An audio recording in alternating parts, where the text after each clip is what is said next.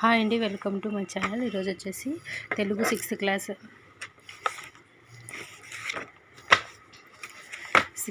చూడండి. 6th class తెలుగులోని వ్యాకరణాంశాలు చూద్దాము. చాలా ఇంపార్టెంట్ అయిన విభాగము అక్షర విభాగం.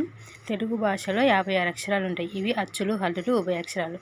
56 అక్షరాలు ఉంటాయి. అవి ఏవి చూద్దాము. అచ్చులు వచ్చేసి 16, హల్లులు వచ్చేసి 37, ఉభయ అక్షరాలు వచ్చేసి 3. ఇంతదాకానే మనకు తెలుసు కదా. కానీ చూడండి, టెట్టులో మొన్న చిన్నయ్య సూరి ప్రకారం తెలుగు భాషకు ఎన్ని అక్షరాలను అడిగాడు, కాబట్టి 36. ఇవి కూడా తెలుసుకోవాలి. ఇవి చూడండి, తెలుగు భాషకు చిన్నయ్య సూరి వర్ణమాలకు పెట్టిన పేరు వర్ణ సమన్యాయం. ఆంధ్ర భాషకి ఎన్ని ఉన్నాయి? 56. చిన్నయ్య సూరి ప్రకారం ఇవి. సంస్కృతం వచ్చేసి 50 అక్షరాలు, ప్రాకృతం వచ్చేసి 40 అక్షరాలు. చూడండి, చాలా ఇంపార్టెంట్. ఇవే చదవరు చాలామంది. It's very very important. సున్నాను వచ్చేసి పూర్ణ బిందువు అనుస్వారము అంటారు. అరసున్నాను వచ్చేసి అర్ధానుస్వారం అంటారు.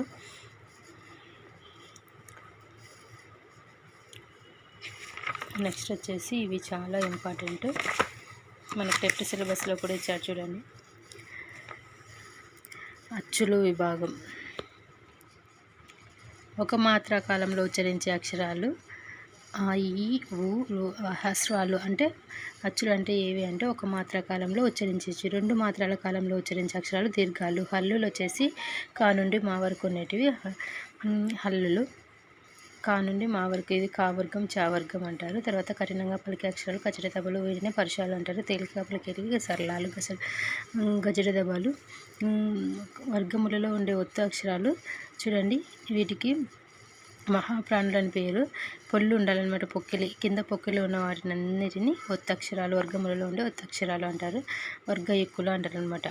ముక్కు సాయంతో పలికే అక్షరాలు న్యాయ, అనునాసికాలు అనేవి ముక్కుతో పలికేటివి. అంగిలి సాయంతో పలికేటివి అంతస్తాలు, యా రావాల, యా రా, బండిరా, అలా, అలా, లా, అలా, వా. ఊష్మాలు గాలిని బయటికి ఊదుతూ పలికేటివి అనమాట. ష, ష, సా, హ.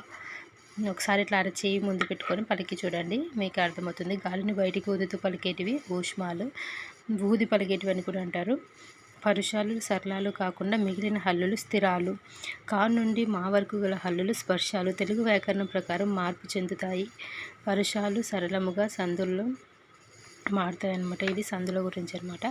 వర్ణోత్పత్తి స్థానాలు. ఇవి చాలా ఇంపార్టెంట్. కంఠం నుండి పుట్టే అక్షరాలు కంఠ్యాలు.